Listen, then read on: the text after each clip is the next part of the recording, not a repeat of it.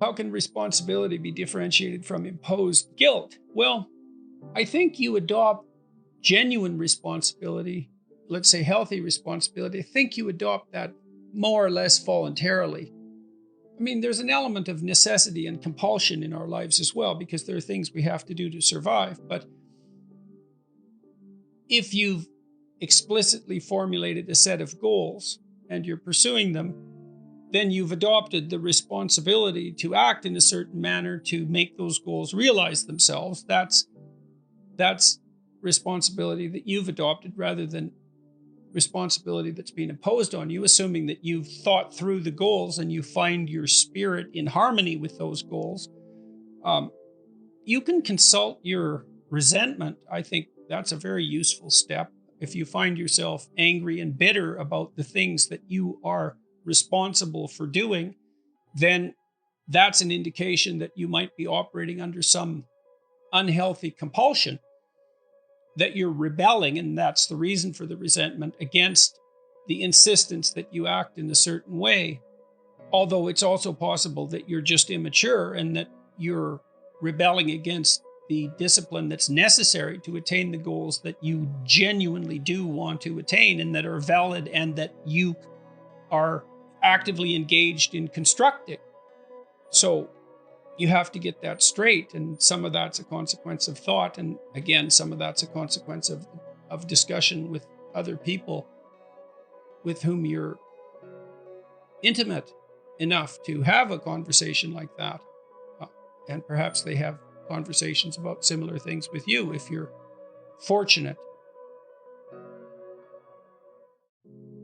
Human beings have built a mechanism, let's say, that's like a game engine. You know how there are game engines now that people have devised? They're computational devices, and you can take a game engine and you can generate games with it, like computer games. So the game engine is a mechanism for producing games. Well, that's what our brains are like. Our brains are game engines for producing games. And so what happens is that when you think you produce an avatar of yourself, you produce a fictional world that avatar inhabits, and maybe you produce multiple fictional worlds and multiple avatars. That's the you that could be tomorrow, which is what you're doing when you're planning. And you walk the avatar through its potential routes, and those that look good you keep, and those that don't look good you kill. And so then you can embody the ideas that you keep and act those out, and hopefully the idea is that when you embody them, you're successful and you don't get killed. Don't have one plan, right? If you're going to stake yourself on something, you should throw a couple of alternative scaffolds up beside you so that you have somewhere to go. You want to be a doctor. Okay, well, you could be a nurse. It's like, it's not a doctor, but it beats cutting your throat. You're still doing 80% of what you wanted to do. So you want to think about this during your whole life, man. If you're going to take a high risk, you want to scaffold yourself in other areas so that if it fails, the bottom doesn't drop out and you die. And it's also very much worth thinking about with regards to setting up your life in general. It's like, if you concentrate solely on your career, you can get a long way in your career. And I would say that that's a strategy that a minority of men preferentially do. That's all they do. They work like 70, 80 hours a week. They go flat out on their career. They're staking everything on the small probability of exceptional status in a narrow domain.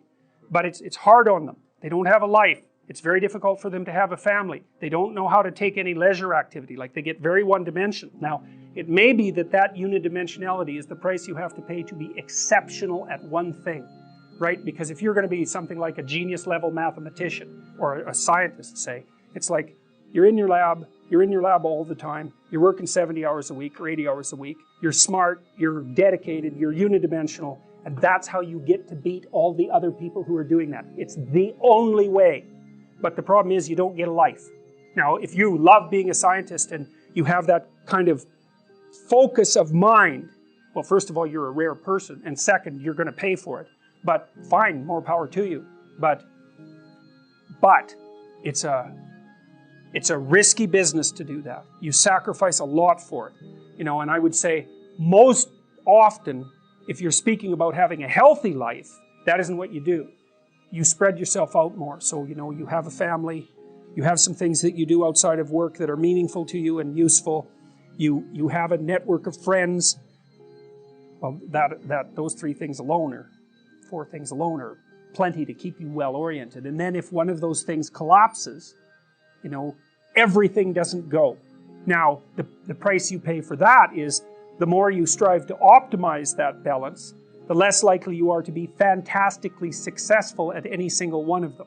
But you might have a very, if you consider your life as a whole, that might be a winning strategy. One of the things Carl Jung said, I really liked this. He thought that men went after perfection and women went after wholeness.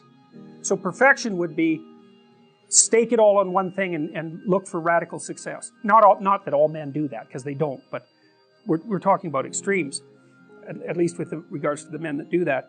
The wholeness idea is more like, well, I want one thing in my life to be 150%, or I want 5 things in my life to be 80%.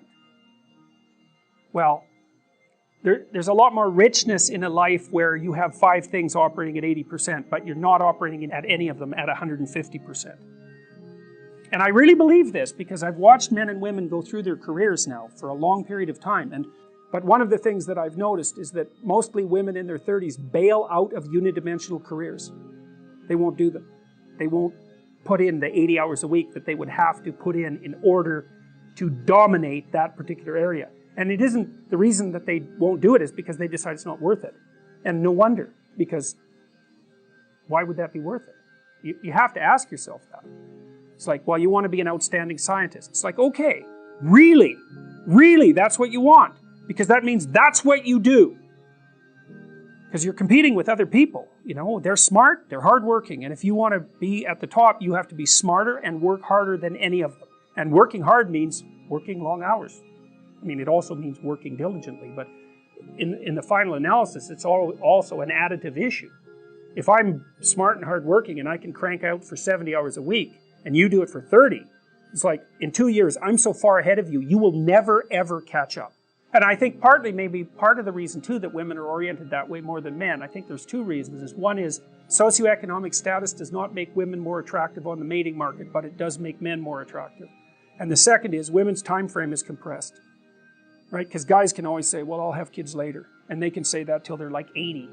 Whereas women, it's like, no way, man, you got to get it together by the time you're, let's say 40, but really probably by 35, but definitely by 40, because otherwise it ain't happening. And that's bloody dreadful. There's a sacrificial element in maturation, right? You have to sacrifice the pluripotentiality of childhood for the actuality of a frame. And the question is, well, why would you do that? Well, one reason is, it happens to you whether you do it or not. You can either choose your damn limitation, or you can let it take you unaware when you're 30, or even worse, when you're 40. And then that is not a happy day. I see people like this, and I think it's more and more common in our culture because people can put off maturity without suffering an immediate penalty. But all that happens is the penalty accrues. And then when it finally hits, it just wallops you. Because when you're 25, you can be an idiot. It's no problem. Even when you're out in a job search, it's like, well, you don't have any experience and you're kind of clueless. It's, yeah, you're young. It's no problem. That's what young people are like, but they're full of potential. Okay, well, now you're the same person at 30. It's like people aren't so thrilled about you at that point. It's like, what the hell have you been doing for the last 10 years? Well, I'm just as clueless as I was when I was 22. It's, yeah, but you're not 22. You're an old infant, right? And that's an ugly thing, an old infant. So, part of the reason you choose your damn sacrifice, because the sacrifice is inevitable, but at least you get to choose it. And then there's something that's even more complex than that, in some sense, is that the problem with being a child is that all you are is potential, and it's really low resolution. You could be anything, but you're not anything. So then you go and you adopt an apprenticeship, roughly speaking, and then you become something. And when you're something, that makes the world open up to you again. Like if you're a really good plumber, then you end up being far more than a plumber. If you're a really good plumber, well, then you have some employees, you run a business, you train some other people, you enlarge their lives. You're kind of a pillar of the community. You have your family.